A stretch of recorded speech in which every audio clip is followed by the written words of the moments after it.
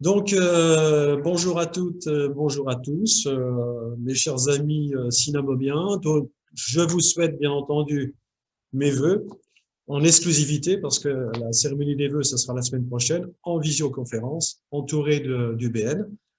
C'est déjà notre 5e CynaWeb. Donc voilà, c'est quelque chose qui fonctionne très bien. Vous êtes de plus en plus nombreux à nous regarder, à nous écouter. Je vous rappelle que si vous avez loupé les 4 précédents, vous pouvez aller sur notre site, donc sur la rubrique CynaWeb, et vous avez donc les 4 CynaWeb précédents, où nous avons également mis en place une vidéo qui a été faite en Bretagne pour la présentation des dossiers de l'attestation de compétences qui était organisée avec le président de région. Donc là, il y a une petite vidéo de 4 minutes que je vous engage à regarder. Donc aujourd'hui, nous allons parler du BIM. Le BIM pour tous. Pourquoi? Comment? Avec donc bien entendu Didier Balaguer, qui est délégué général de l'Alliance du bâtiment, qui va nous expliquer en quoi ça consiste pendant 30 minutes. Donc la parole est à Didier. Je t'écoute. Et nous t'écoutons. Merci, cher président Dominique. Bonjour à tous, bonjour membres du CynaMOM. Je commence par vous présenter mes meilleurs vœux pour cette nouvelle année, et puis en souhaitant une année pleine de satisfaction et au cours de laquelle on peut espérer à chacun d'entre nous retrouver un petit peu de liberté. Donc, pour embrayer sur le terrain de la liberté, je vais vous présenter l'Alliance du bâtiment, qui est une association en création. Hein, c'est un scoop pour vous, puisque c'est notre première communication publique. Cette association va être créée le 18 janvier 2021, donc bientôt, et le CynaMOM est membre fondateur de cette association, ce qui nous vaut aujourd'hui ce temps de parole.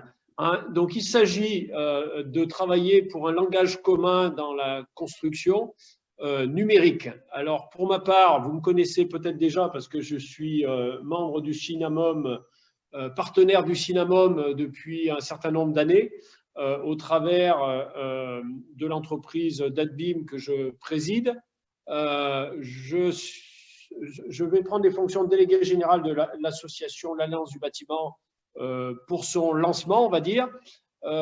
Et je suis par ailleurs membre de la commission de normalisation AFNOR PPBIM, propriété produite pour le BIM, et expert au groupe 3 du plan BIM 2022. L'action 3 étant en fait l'action normalisation.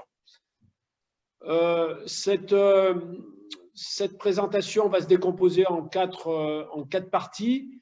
La première, donc l'interopérabilité entre données et logiciels métiers, facteur clé du succès du BIM, si je puis dire. Le BIM a vocation de permettre aux acteurs de la construction d'échanger, partager l'information d'un ouvrage de construction plus facilement à l'aide du numérique. Ce n'est pas simplement utiliser un logiciel, quel qu'il soit, de modélisation géométrique ou de simulation thermique, acoustique, environnementale. Non, c'est bien échanger et partager. Une maquette numérique est un ensemble d'objets qui modélisent l'ouvrage. Ces objets représentent à la fois des espaces, des niveaux, des systèmes, des composants. Ces objets sont composés de propriétés qui en décrivent les caractéristiques, qu'elles soient fonctionnelles, physiques, géométriques, mécaniques. C'est pas 3D, hein, c'est pas que 3 dimensions, c'est N dimensions, c'est multidimensionnel. L'échange fluide et le partage robuste de contenu entre tous les acteurs du projet à l'aide de logiciels est conditionné par l'interopérabilité et l'adoption d'un langage commun ouvert. Le terme interopéré provient du latin interoperis, qui signifie travailler ensemble. Un langage commun est constitué d'un vocabulaire, les termes métiers utilisables lexicalement par tous, d'une grammaire, les règles grammaticales utilisables syntaxiquement par tous. Vous reconnaissez finalement les outils qu'on utilise pour échanger verbalement. Une langue est constituée de la sorte. L'interopérabilité, c'est deux flux d'informations. Un premier flux qui est matérialisé en gris, qui finalement représente l'échange d'informations relatives au bâtiment. On a besoin d'échanger la description du bâtiment d'un acteur à l'autre à l'avancement du projet. Ce flux matérialisé en gris peut être réalisé dans un format normalisé intitulé IFC, qui était une norme internationale ISO 16739 depuis 2013. C'est d'ailleurs passé dans le champ normatif européen ces dernières années. C'est nécessaire, mais pas suffisant.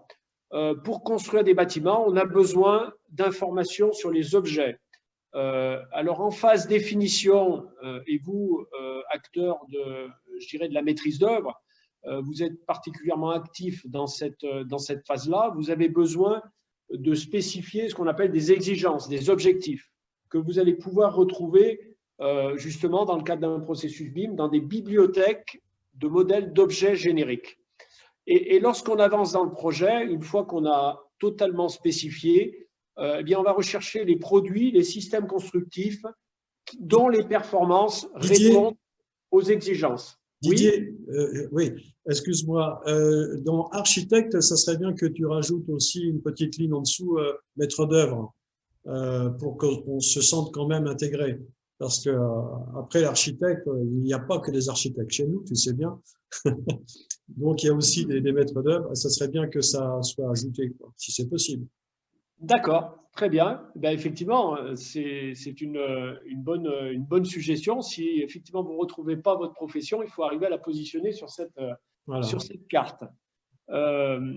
Les accès finalement à ces contenus vont pouvoir se faire au travers d'un format dit OpenDTHX. Ces liens sont matérialisés en rouge. Et les travaux de normalisation ont débuté à la commission de normalisation PPBIM en France au travers d'une norme sur l'harmonisation des dictionnaires, c'est-à-dire sur la partie vocabulaire, la norme XP P0750 qui a été publiée en 2015 et qui, en 2020, est devenue une norme ISO SN, ISO SN 23386. Donc, on voit bien que cette vision de l'interopérabilité au travers de la sémantique est partagée maintenant à l'échelle internationale. C'est ce que je viens un petit peu de vous dire. Cette roadmap normative montre que finalement, les travaux sont à court à l'échelle de la normalisation. Mais aujourd'hui, ce qui est très prégnant en termes normatifs, c'est essentiellement la norme IFC, c'est-à-dire la description du bâtiment. L'interopérabilité entre les données et les logiciels métiers reste à faire. En termes de processus, finalement, vous savez très bien qu'un bâtiment, il n'est pas complètement défini dès la phase programme. On va définir des exigences fonctionnelles plutôt macro et ensuite on va réaliser un certain nombre d'études pour affiner ces exigences et arriver en phase exécution pour justement définir les produits, les systèmes constructifs dont les performances répondent à ces exigences. Et la finalité finalement de ce processus BIM doit permettre de produire un dossier des ouvrages exécutés sous forme de maquette numérique qui va être utile au maître d'ouvrage et qui va lui permettre de mieux gérer son ouvrage sur la phase d'exploitation qui représente néanmoins 70 à 80% du coût global du bâtiment. Donc, pour le maître d'ouvrage, c'est effectivement une phase qui, pour lui, est très, très importante. Pour arriver à soutenir ce processus, finalement, il y a une condition à respecter, c'est la notion d'enrichissement des objets. Le niveau d'information des objets va croître à l'avancement du projet en fonction de la contribution de chacun des acteurs. Et pour ce faire, eh bien, il faut effectivement avoir un format qui permette d'enrichir les objets.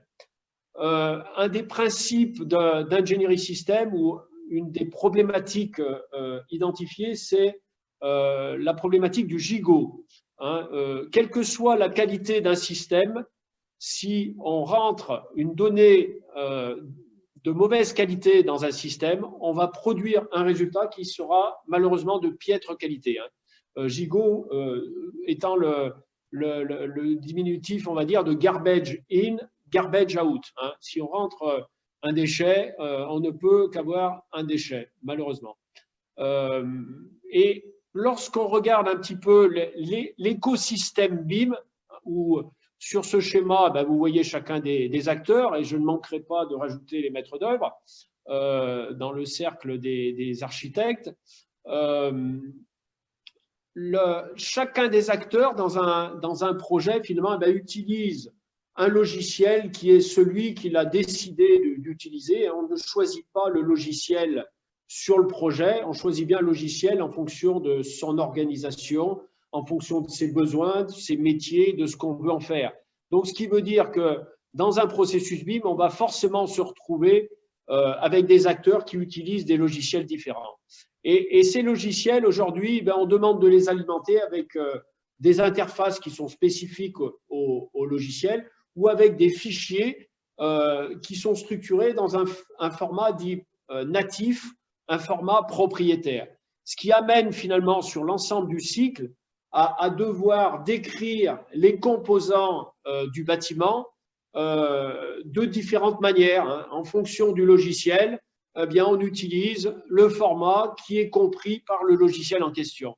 Et si on fait une modélisation systémique de cet écosystème, on se retrouve dans une situation où, d'un point de vue informatique, ça ne marche pas.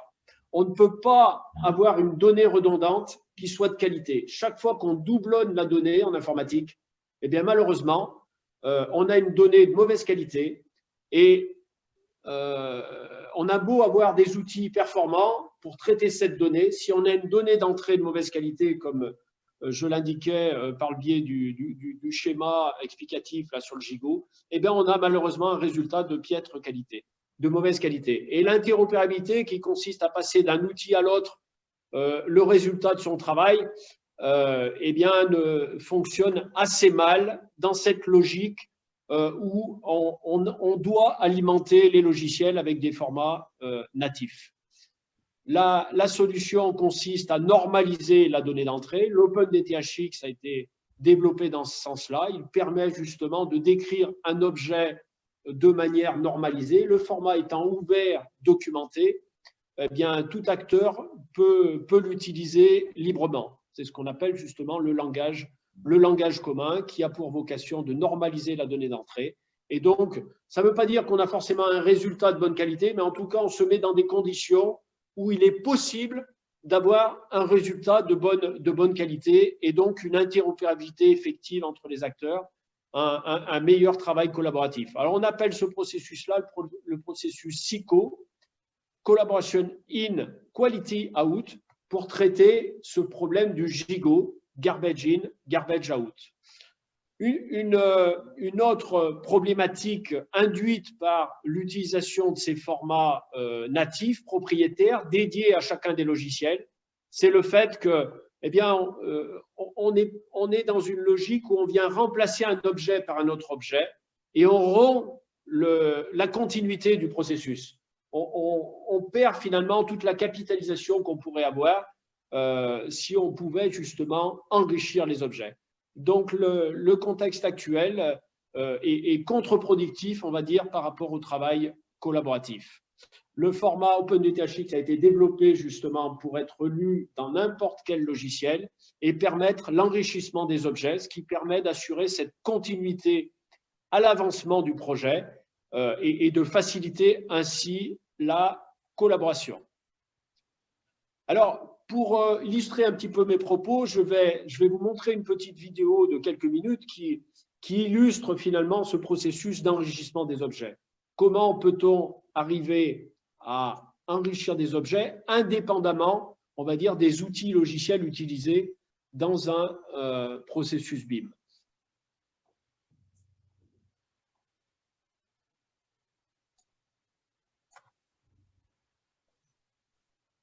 Donc, on va aller sur Internet, sur une plateforme qui s'appelle croquis.mydatbim.com. Croquis étant la plateforme de gestion de projet BIM du plan BIM 2022. Et croquis.mydatbim.com a été retenu dans le cadre de l'AMI des services associés à Croquis. C'est la plateforme d'objets qui notamment permet à quiconque de pouvoir accéder à des contenus qui ont été produits dans le cadre du plan de transition numérique du bâtiment. C'est la bibliothèque des objets génériques construite par 300 experts sous la tutelle de l'AFNOR et des experts émanant, on va dire, des collèges maîtrise d'ouvrage, maîtrise d'œuvre, entreprises et fabricants. Donc finalement, ces acteurs se sont réunis pendant un an. Alors, ce n'était pas qu'une seule table, c'était 150 tables. 150 tables, finalement, à chacune des tables, il y avait des travaux autour d'un DTU, hein, d'un document technique de référence, ou au travers de thématiques transverses comme le thermique, l'acoustique, l'environnement, l'accessibilité. Et donc, il y en avait 7 comme ça de spécialités transverses. Donc là, l'illustration que je vous fais, c'est finalement produire un objet générique selon le dictionnaire POBIM, propriété des objets BIM. Et en l'occurrence, là, je prends le cas d'un mur, vous voyez, à coffrage intégré. Donc, ce mur à coffrage intégré, selon POBIM, se décrit selon ses différentes propriétés. Alors là, effectivement, il faut être du métier pour connaître le sens de chacun de ces termes. Et après, c'est là l'intérêt du travail collaboratif, c'est que chacun peut amener sa contribution dans son domaine d'expertise pour produire un objet qui décrira précisément ce mur au sens du DTU. Ce mur, on peut le produire numériquement en créant un fichier au format OpenDTHX. Donc là, je l'ai enregistré sur mon disque dur. Hein. Je le renomme hein, pour pouvoir le retrouver facilement. Et je passe dans un outil qui s'appelle FBIM. FBIM, c'est le viewer développé par le CSTB, qui est l'outil de visualisation d'une maquette IFC de référence du plan BIM 2022. C'est un outil qui est gratuit, accessible à tous. Donc, tout ce que je vous montre, vous pouvez le faire dès cet après-midi, si je puis dire. Alors, c'est vrai qu'on dispense des formations d'une journée qui permettent d'être totalement opérant au bout d'une journée. Mais ça, c'est indépendant des outils. Il suffit qu'à un moment, on produise une maquette IFC. Et dans le processus BIM, on peut imaginer qu'il y ait au moins un acteur qui soit en capacité d'utiliser un outil de CAO pour produire une maquette IFC. Et tous les autres acteurs vont pouvoir apporter leur contribution à cette maquette, comme je vous le montre là, hein, en chargeant le fichier OpenDTHX qui est produit avec la plateforme croquis.mydatbim.com. Là, on voit le transfert de données qui est en train de s'opérer et le petit bouton « Assigner produit » permet de transférer ces données dans la maquette numérique au niveau de l'objet sélectionné. Et de cette manière-là, on est capable de produire une maquette numérique qui est en fait une base de données de qualité. Pourquoi elle est de qualité? Parce qu'elle va pouvoir être lue, utilisable par des logiciels différents de ceux qui ont permis de la produire. C'est la notion première de l'interopérabilité. Donc voilà cette petite vidéo qui vous matérialise un petit peu ce que je viens de vous présenter préalablement, le processus SICO. Et je vais enchaîner alors, avec un affichage plein écran.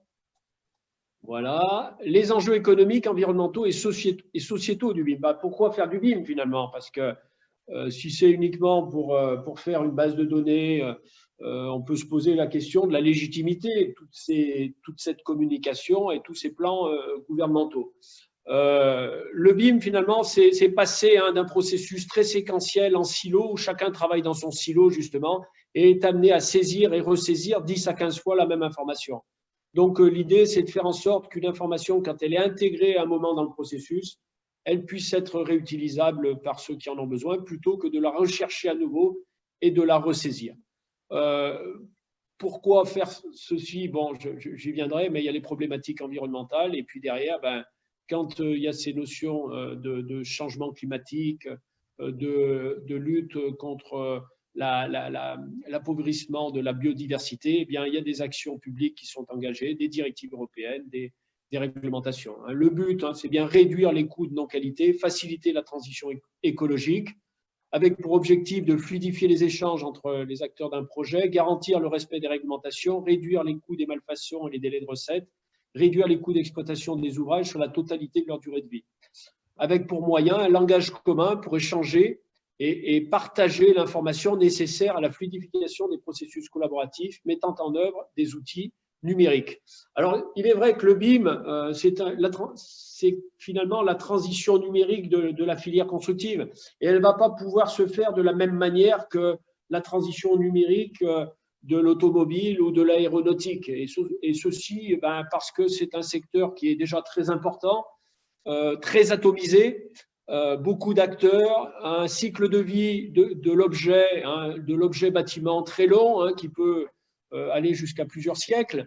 Et quand je dis d'un point de vue économique, finalement, si on fait une observation de l'ensemble des acteurs qui travaillent autour de cet objet, on va dire, constructif, ça représente à peu près 25% du PIB.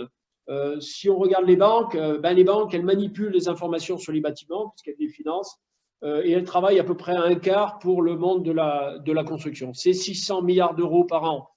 Donc, il ne faut pas qu'on nous raconte que la France, avec un marché, on va dire, concerné de 600 milliards d'euros par an, qu'elle ne peut pas être souveraine sur ce sujet, qu'elle doit forcément être dépendante des Américains ou des Norvégiens. Non, la France se doit d'être souveraine sur son langage qui concerne 25% de son PIB. Les acteurs de l'offre, eh bien, ils ont une particularité, ils sont nombreux, ils sont 500 000, vous faites partie de ces 500 000 acteurs, et la plus grande spécificité, c'est que 95% sont des TPE de moins de 10 personnes. Donc, on ne peut pas faire du BIM en négligeant cette population. La valeur qui repose sur l'échange et le partage, si on écarte 95% de cette population, la valeur sera très réduite. Alors, c'est sûr que des acteurs comme, je dirais des grands acteurs, je ne vais pas citer de nom, mais les majors, des grands industriels qui font partie des 5%, eux, ils veulent faire du BIM un avantage concurrentiel. Non, si on veut que finalement le BIM soit profitable à notre société, il faut que ces 95% d'acteurs soient partie prenante, soient moteurs, je dirais, dans ces échanges et ce partage, et il ne faut pas qu'ils soient restés, qu'ils soient laissés sur le côté de la table. Alors, des études ont été faites qui montrent que le coût de collecte et de saisie des informations dans les logiciels métiers, ça représente 30 à 60% des budgets d'études. Si on essaye de mettre des euros, en France, c'est 5 milliards d'euros par an. Ensuite, il y a des études qui ont été faites sur le coût des défauts d'interopérabilité directement pris en charge par les propriétaires, 2,3 euros par mètre carré par an, c'est à peu près 8 milliards d'euros par an. Les coûts des défauts d'interopérabilité pour les entreprises est estimé à 4% de leur chiffre d'affaires.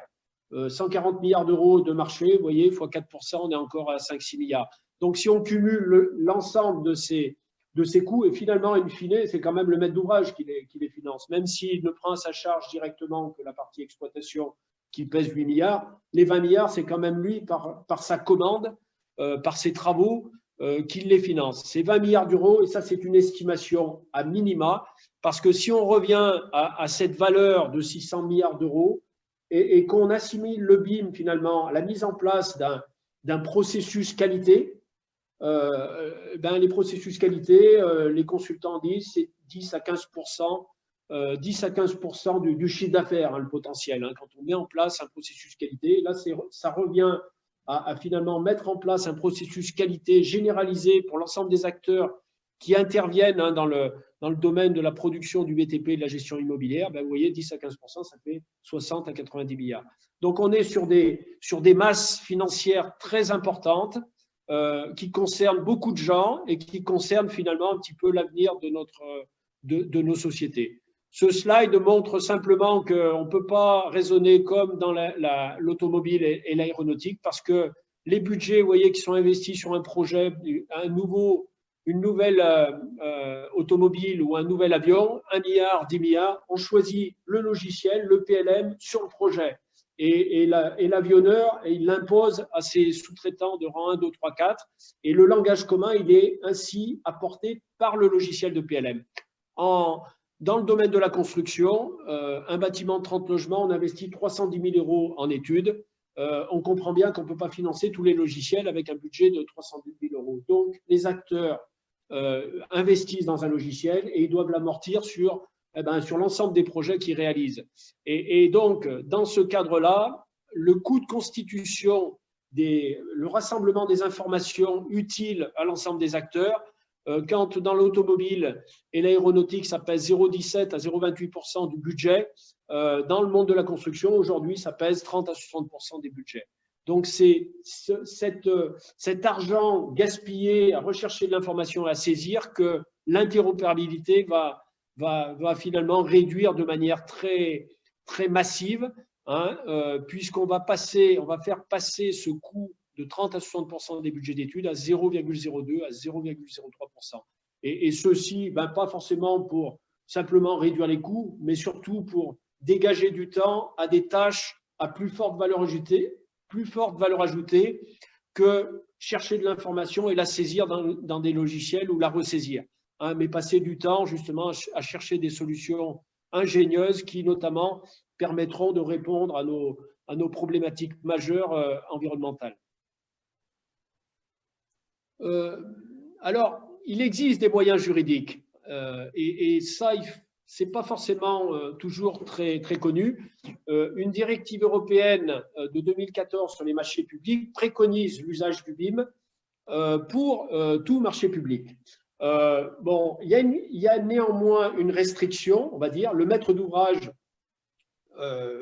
peut effectivement imposer la modélisation numérique, mais il ne faut pas que ça ait finalement de conséquences en termes d'investissement ou d'évolution de l'organisation des acteurs qui vont intervenir dans le projet. Donc, tout ceci fait en fait que aujourd'hui, comme on veut essayer de faire du BIM avec que les IFC, donc ce qui sous-entend l'outil CAO utilisé par tout le monde, eh bien ça, aujourd'hui, c'est inapplicable, puisque on va dire qu'il y a à peu près 5% des acteurs concernés qui utilisent la CAO, qui pourraient éventuellement arriver à travailler, sans parler du problème du gigot, parce que ça ne règle pas le problème du gigot.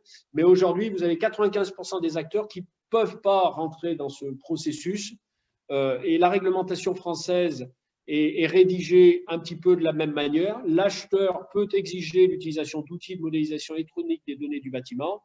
Dans ce cas, il offre les moyens d'accès mentionnés à l'article jusqu'à ce que ces outils et dispositifs soient devenus communément disponibles aux opérateurs économiques.